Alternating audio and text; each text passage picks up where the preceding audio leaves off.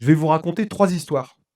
La première histoire, c'est un responsable des achats qui accueille, son acheteur pour le féliciter parce que c'est ça.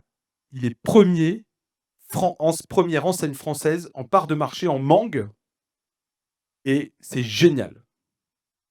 3 mois plus tard, il reçoit, les panels que vous connaissez, on va dire Kantar pour pas le citer, qui et l'enseigne est 8e.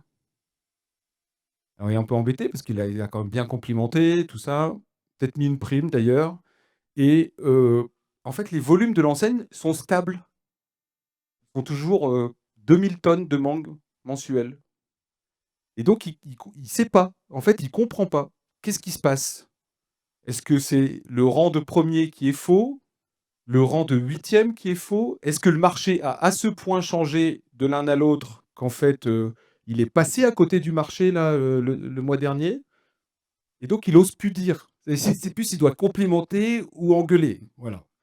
Deuxième histoire, heu, c'est un fournisseur de raisins italien qui fait un procès à une enseigne pour un montant de dommages et intérêts de 8 millions d'euros, parce qu'il est absolument certain que son raisin est le plus beau du monde. Bon, c'est un Sicilien, d'accord? OK. Et le responsable des achats qui doit gérer cette situation, bon, il a eu à peu près dans le même quart d'heure, son N+2, son N+3, son N+4 parce que, le Facebook du fondateur avait été pourri par le fils du fournisseur de raisins, déjà et il il a besoin de se faire un avis véritable sur la performance particulière de ce fournisseur en rayon, parce qu'il y a 8 millions d'indemnités, possibles et il ne sait pas. Est-ce que les agréeurs ont eu un regard un peu trop incisif sur les lots? Est-ce qu'effectivement ils ont perdu toute notion? Voilà et pour ça, eh ben, il aurait besoin d'une méthode, mais il ne sait pas forcément laquelle.